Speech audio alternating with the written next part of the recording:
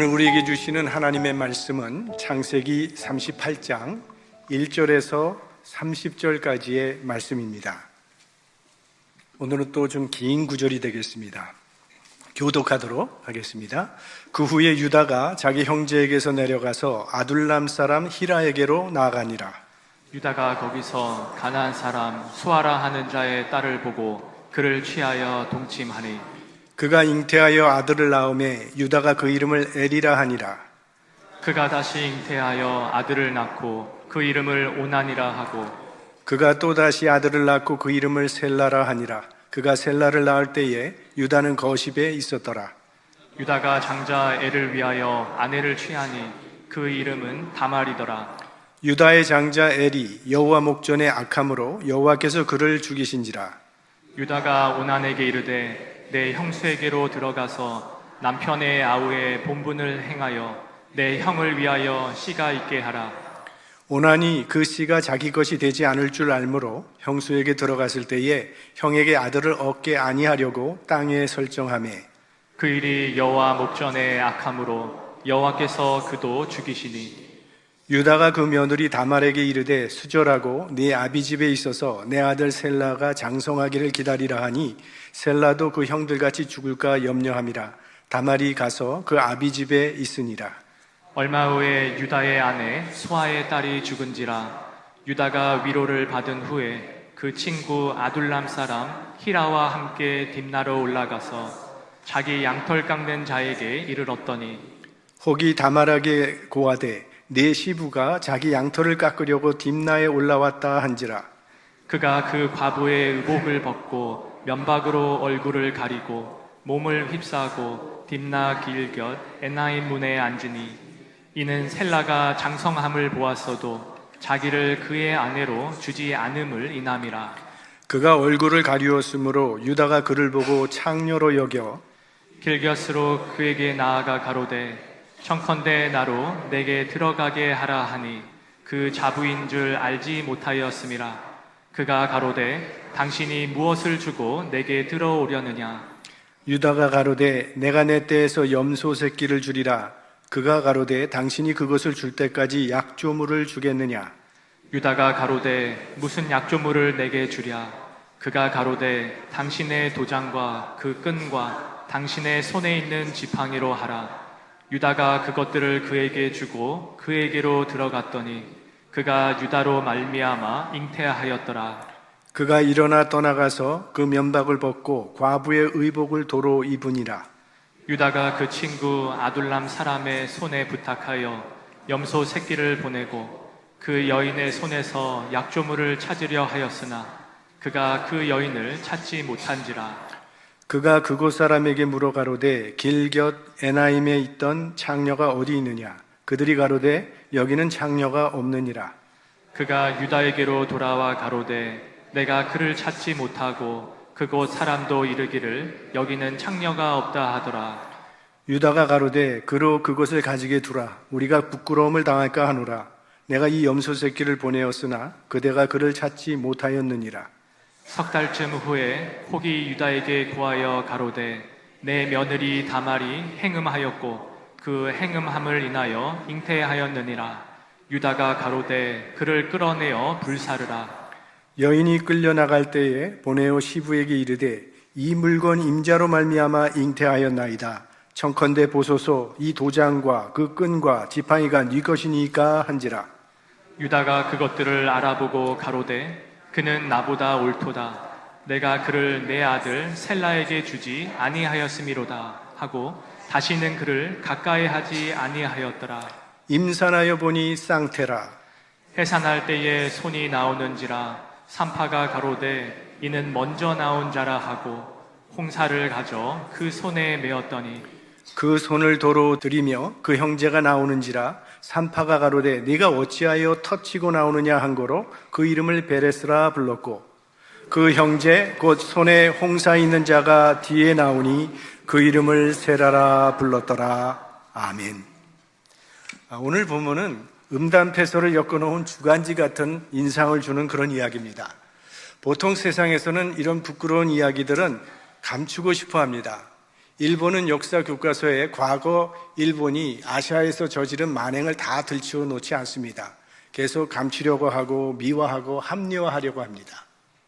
북한에는 노동신문이라는 것이 나오는데 정부 비판이 전혀 없다고 합니다. 지금도 여전히 못 살고 있는데도 120%늘 초과 달성이랍니다. 이 세상 사람들은 좋은 것은 나타내고 나쁜 것은 숨기고 싶어 합니다. 그러나 성경은 사실 그대로로 아주 적나라하게 기록해 놓은 책입니다. 그래서 그 진실성을 인정하지 않을 수가 없습니다. 그렇다 할지라도 오늘 본문은 좀 생뚱맞습니다. 지금 요셉의 이야기가 한참 진행되고 가고 있는 가운데 느닷없이 유다의 이야기가 끼어있기 때문입니다. 그것도 며느리 다말이 시아버지 유다로 인해서 잉태하게 되는 섹스 스캔들이라서 더욱 당혹스러운 그런 이야기입니다. 이런 부끄러운 이야기는 도대체 왜 성경에 기록되어 있는 것일까요? 먼저 우리가 알아야 할 것은 이 이야기는 지금 우리가 가지고 있는 도덕관이나 신앙 기준과는 아주 다른 고대 시대에 일어난 사건이라는 점입니다. 지금 우리가 가지고 있는 이 도덕 기준과는 현저히 다른 고대 시대의 일입니다. 오늘 우리가 볼 때는 저런 문란한 사람들이 있나 하지만 그 당시에는 그 당시 기준으로는 별 문제가 되지 않는 풍속 중에 하나였습니다. 오늘 이야기의 주인공은 유다와 그의 며느리 다말입니다.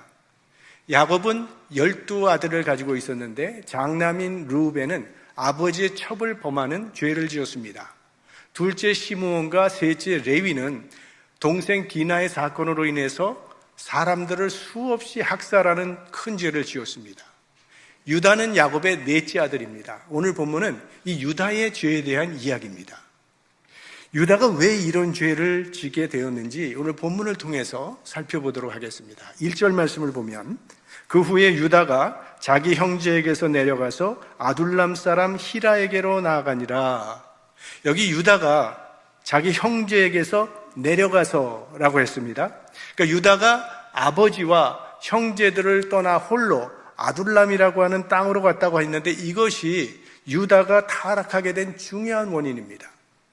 유다가 왜 아버지 집을 떠났는지 성경은 말하여 주지 않고 있지만 우리가 어느 정도 추측은 할 수 있습니다. 2절 말씀을 보면 유다가 거기서 가나안 사람 수아라 하는 자의 딸을 보고 그를 취하여 동침하니 그곳에 가서 가나안 여자와 결혼한 것을 보면 유다가 이 결혼 문제 때문에 혹시 아버지와 마찰이 생겨서 아버지 곁을 떠난 것이라고 추측해 볼 수도 있습니다. 야곱이 가나안 여자와의 결혼을 수락할 리가 없습니다. 왜냐하면 야곱의 아버지 이삭은 야곱에게 너 절대로 가나안 사람들의 딸을 아내로 맞아서는 안 되고 저 멀리 외삼촌 라반의 집에 가서 그 딸 중에서 아내를 맞이하라고 그 먼 바단 아람까지 아버지가 보냈기 때문입니다. 아니면 요셉 문제 때문일 수도 있습니다. 요셉을 애굽의 종으로 팔아넘기는데 가장 주역을 감당한 사람이 바로 유다였습니다. 그리고 아버지에게 가서 요셉이 짐승에게 잡아먹혔다고 하니까 아버지가 슬퍼하는데 어느 정도 위로하면 될 줄 알았는데 아무리 위로를 해도 아버지가 위로를 받지 않는 것입니다. 시간이 좀 지나면 나아지겠지 했는데 시간이 흘러도 여전히 슬퍼하고 있는 그 아버지의 모습을 보면서 죄책감이 생겨서 어쩌면 집을 떠났을 수도 있습니다. 아니면 그냥 좀 자유롭게 혼자 살고 싶어서 유다가 혼자 아버지 집을 떠나서 멀리 갔었을 수도 있습니다. 어떤 이유이든 유다가 아버지와 형제들과 함께 있지 아니하고 홀로 떠났다는 것이 유다가 타락의 길을 가게 된 원인입니다. 그리스도인은 어떤 경우를 만나도 교회 공동체를 떠나지 말아야 합니다. 물론 교회가 실망을 줄 때도 있죠.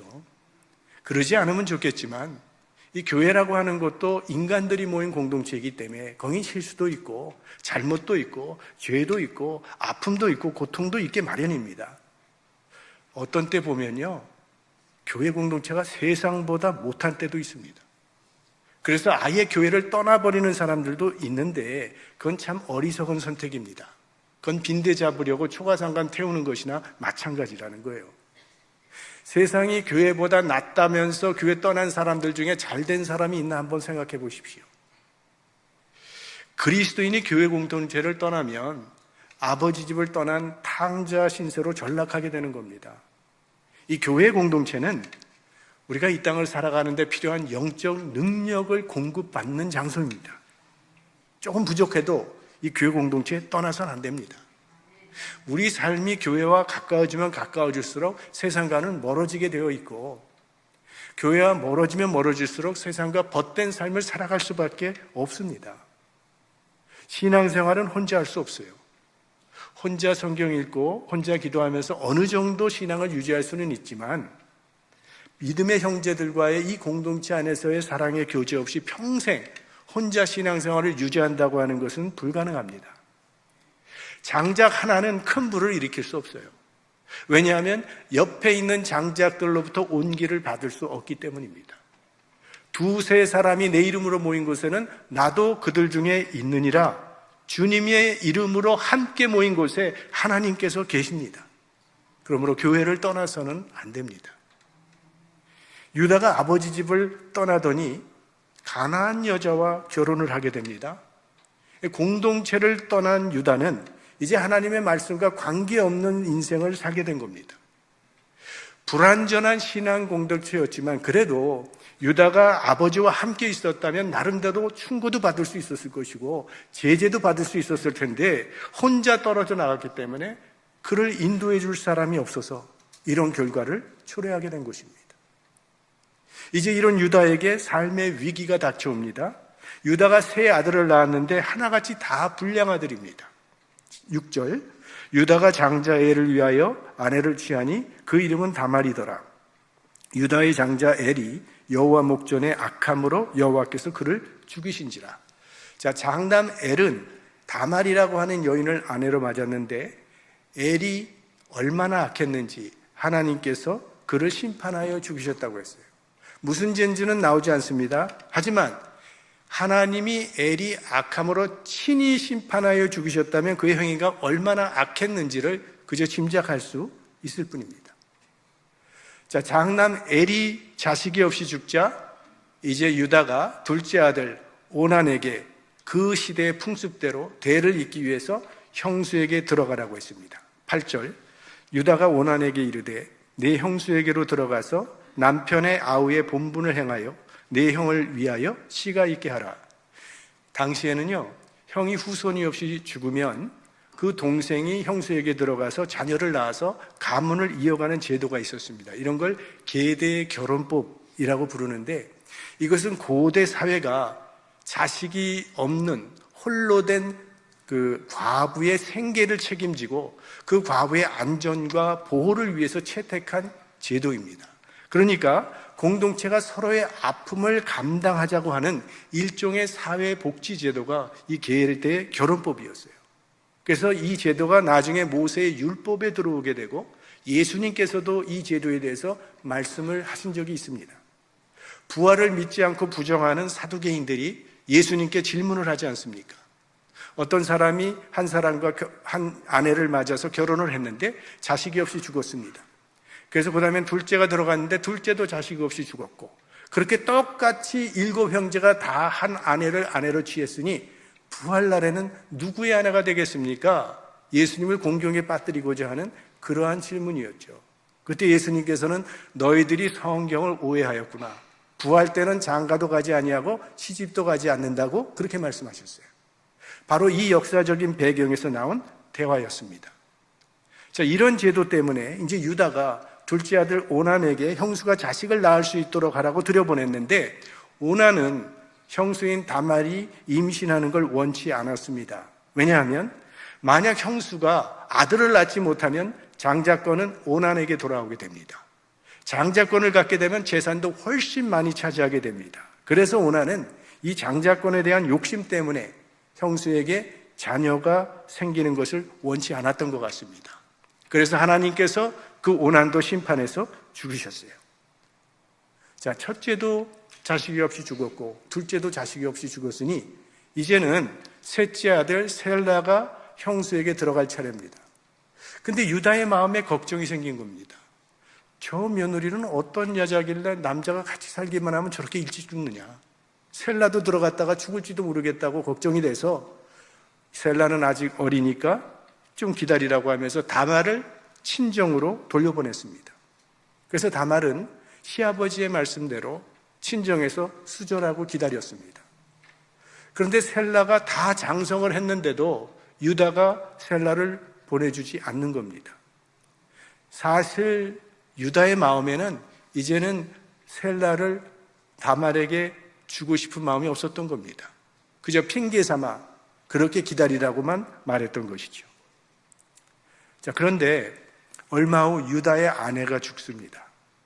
그래서 유다가 얼마 동안 슬픔 가운데 있다가 이제는 떨쳐버리고 자기 양털을 깎는 자들이 있는 딥나라고 하는 곳으로 내려갔습니다. 근데 그곳이 아마 다말이 살고 있는 집과 가까운 지방에 있었던 것 같습니다. 그 소식을 들은 다말이 과부 옷을 벗고 창녀처럼 변장을 해서 자기 시아버지 유다를 유혹해서 임신을 하게 됩니다. 세상에 이런 법이 있느냐고 하겠지만 당시 가나안에는 자식이 없는 며느리는 시아버지를 통해서도 아이를 가질 수 있도록 되어 있는 그런 풍속이 있었다고 합니다. 사실 성경에는 이거보다 훨씬 더한 이야기도 나오죠. 소돔과 고모라가 멸망한 후에 롯의 두 딸이 자녀를 우리가 가질 수가 없겠구나 생각을 하고 자기 아버지를 술을 먹여서 취하게 한 다음에 동침을 해서 아이를 낳는 이야기가 나오지 않습니까?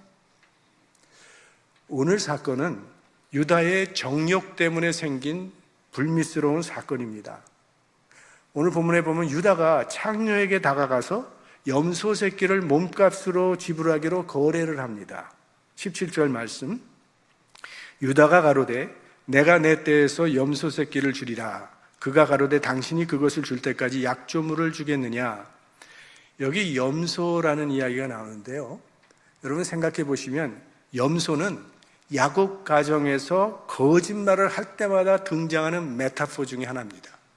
자, 야곱의 어머니인 리브가가 이삭을 속일 때도 염소 새끼를 사용했습니다. 야곱의 아들들이 요셉이 죽었다고 거짓말할 때도 요셉의 옷에 염소 피를 묻혔습니다. 오늘은 다말이 자기 시아버지 유다를 속이는데 또 염소 새끼가 등장하고 있습니다. 근데 유다가 당장은 염소 새끼가 없으니까 다말이 그럼 약조물을 달라고 하는데 뭘 요구하냐면 도장과 끈과 지팡이를 요구합니다. 이거는 고대 신분 있는 사람들의 필수품이었다고 합니다. 이게 다말의 목표물이었습니다. 왜? 다말은 자신이 가지게 될 아이의 아비가 유다라는 확실한 증거물을 확보하고 싶었던 것입니다. 이렇게 거래를 마치고 동침한 다말은 유다의 아이를 임신하게 됩니다. 그리고 유다는 친구를 통해서 염소 새끼를 창녀에게 보내면서 약조물을 되돌려 받으라고 했는데 결국 찾지 못하고 빈손으로 돌아오게 됩니다. 자, 그로부터 3개월 후에 다말이 임신했다는 소식을 유다가 듣게 됩니다. 24절, 석 달쯤 후에 혹이 유다에게 고하여 가로되 네 며느리 다말이 행음하였고 그 행음함을 인하여 잉태하였느니라. 유다가 가로되 그를 끌어내어 불사르라. 다말이 불륜의 관계를 가졌다는 말을 듣자마자 유다는 불같이 화를 내면서 당장 끌어내서 불사르라 명합니다. 우리 인간들이 가지고 있는 정의감이라는 것이 대개 이와 같습니다. 자기 죄는 다 숨기고 남의 죄는 드러내고 비판을 해요. 내로남불이라는 말이 있죠. 내가 하면 로맹스고, 왜 모르는 척 하세요? 남이 하면 불륜이고, 남이 타협을 하면 저건 야비고, 내가 타협을 하면 그건 양보가 돼요. 우리는 자기 죄에 대해서는 너무나도 관대하고 남의 죄에 대해서는 너무나도 철저합니다. 같은 죄인데도 내가 지었으면 아주 관대합니다. 그럴 수밖에 없었다고. 근데 그런 죄를 남이 지으면 그럴 수는 없다고 분통을 터뜨리는 게 우리죠. 이중적 잣대. 다윗도 그랬습니다. 나단 선지자가 다윗의 죄를 고발하기 위해서 아주 빙빙 돌리는 설교를 합니다. 저기 어디 부자가 하나 살았는데 그는 양떼가 많은 부자입니다. 근데 그 옆에 가난한 사람은 딱 양 한 마리가 있는데 그 그 자기 자식처럼 아끼는 그런 양을 갖고 있는 가난한 사람이 있었습니다. 근데 어느 날 부자의 친구가 부잣집에 놀러 왔습니다. 그 부자는 그 친구를 대접하겠다고 그 자기 양을 잡지 아니하고 그 하나밖에 없는 가난한 자의 양을 뺏어서 대접을 했습니다. 그 말을 듣더니 다윗이 분통을 터뜨리면서 그런 놈은 당장 잡아서 죽여야 된다고 노발대발했죠. 그때 나단 선지자가 그건 너, 바로 당신이라고 이 다윗 왕을 책망하면서 그의 죄를 꾸짖지 않았습니까? 우리는 타락한 본능을 가지고 있는 사람이기 때문에 내 눈에 있는 들보는 보지 못하고 남의 눈에 있는 것은 작은 티까지라도 다 들추어내어 봅니다. 우린 다 자격 미달의 사람들이고 다 죄를 지으며 살아가는 사람인데 다른 사람에게 손가락질하기 전에 나는 이라고 하는 이 양심의 소리를 들을 수 있어야 합니다. 그것이 인간관계를 살리고 공동체를 살리는 영성입니다. 유다가 이 다말을 당장 끌어내어 불살라 죽이라고 호령호령을 하는데 당시 간음죄는 불로 살라 죽이는 법이 있었습니다. 다말이 끌려나가면서 자기가 가지고 있던 그 도장과 끈과 지팡이를 시아버지께 보이면서 이 물건의 주인이 이 아이의 아비라고 말을 해요. 그 물건을 보고 유다는 머리를 망치로 맞은 것 같은 큰 충격을 받게 되죠. 자기 거니까. 그때 유다는요, 양심에 큰 찔림을 받게 되고 자기의 잘못을 깨닫게 됩니다. 그리고 사람들 앞에서 자기의 잘못을 실토합니다. 26절 말씀. 유다가 그것들을 알아보고 가로되 그는 나보다 옳도다. 내가 그를 내 아들 셀라에게 주지 아니하였음이로다 하고 다시는 그를 가까이 하지 아니하였더라. 오늘 이 불미스러운 사건은 다말의 잘못보다는 유다의 잘못이 훨씬 더 큰 겁니다. 다말은 정욕 때문에 이런 일을 벌인 게 아니고 돈을 벌기 위해서 이런 일을 한 것이 아닙니다. 오직 며느리로서 며느리의 역할을 해야겠다는 생각뿐이었어요.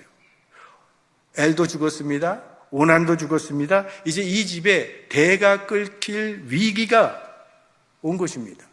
그래서 시아버지가 약속을 해놓고 기다리고 있었는데 약속만 하고 아무 일도 하지 않으니까 다말이 할 수 없이 이런 음모를 꾸몄던 것입니다. 유다는 당시 상당한 가축을 거느리고 있는 유력한 자였습니다. 그렇다면 그는 책임 있게 자기 며느리 다말을 돌보아 주었어야 합니다. 다말은 과함으로써 자기 혼자는 경제력을 회복할 수 있는 아무런 방법이 없었어요. 유다는 그런 자기 며느리 다말의 처지를 뻔히 알면서도 책임을 회피했던 것이에요. 당시에 그 계대 결혼법이라고 하는 것은 일종의 사회복지제도라고 말씀을 드렸고, 이런 제도가 실행되려면 가까운 친척들의 수고와 어느 정도의 희생이 필요합니다. 하지만 유다는 다말이 평생 불쌍한 과부로 남더라도 자기를 희생하고 싶지 않았던 것이죠. 얼마 전 우리 수요 예배 때 경건이 무엇인지 야고보서를 통해서 생각해 보았습니다. 야고보서 1장 27절 말씀, 하나님 아버지 앞에서 정결하고 더러움이 없는 경건은 곧 고아와 과부를 그 환난 중에 돌아보고 또 자기를 지켜 세속에 물들지 아니하는 이것이니라. 여기 고아와 과부는 반드시 고아와 과부만을 가리키는 것은 아니고 보호가 필요한 약자들의 대명사입니다. 성경은 그런 자들을 돌아보는 것이 경건이라고 말을 합니다. 예수님께서 선한 사마리아인의 비유를 드셨어요.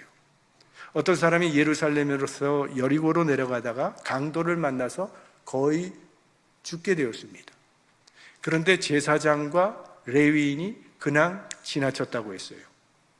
그 당시에 가장 경건하다고 자처하는 제사장과 레위인이 그냥 지나쳤다고 했습니다. 물론 그들에게도 자기 나름대로의 이유가 있을 수 있겠죠. 혹시 죽은 사람을 만지면 부정해지기 때문에 하나님께 제사를 드릴 수 없다는 그런 생각 때문에 피해서 갔을 수도 있습니다. 그런데 사마리아인은 그 강도 만난 사람을 보자마자 가서 그를 치료해주고 나귀에 싣고 그를 여관에 가서 여관 주인에게 부탁하면서 잘 좀 돌봐주라고, 혹시 돈이 더 필요하면 내가 돌아올 때 다시 주겠다고 그렇게 말을 하고 갔습니다. 제사장과 레위인 그리고 이 사마리아인의 차이가 뭡니까? 제사장과 레위인은 자기 중심으로 생각하고 자기 중심으로 행동한 겁니다. 사마리아인은 바로 그 사람, 강도 만난 그 사람을 중심으로 생각하고 그 사람을 중심으로 행동했다는 거죠. 내가 버리고 가면 죽을지도 모르겠다는 생각으로 그를 도와줬던 것입니다. 자기 중심으로 생각하고 행동하는 것을 성경에서는 죄라고 하는 거죠. 유다는 자기만 생각하고 며느리의 고통은 외면해버리는 이기적인 행동을 했다는 겁니다. 세상에서는 이건 죄가 되지 않습니다. 그러나 성경에서는 이런 것도, 이기적인 것도 죄라고 말을 합니다. 이웃의 아픔을 나의 아픔으로 받아들이는 것, 이웃의 고통을 나의 고통으로 받아들이는 것이 하나님께서 우리에게 원하시는 마음이고, 그것이 바로 경건이라는 말씀입니다. 오늘 유다가 잘못은 했지만 그래도 유다에게서 본받을 점이 하나 있는데, 자기가 주범이라는 사실이 밝혀지니까 자신의 잘못을 시인하고 인정했다는 점이에요. 다말의 행동이 잘한 것은 아니지만 적어도 최소한 자기보다는 옳다고 지금 다말을 감싸주고 있는 것입니다. 여러분, 감추고 싶은 진실, 이게 드러나는 것은 참 두려운 일입니다. 그런데 그 일을 시인하는 것은 더욱 힘든 일입니다.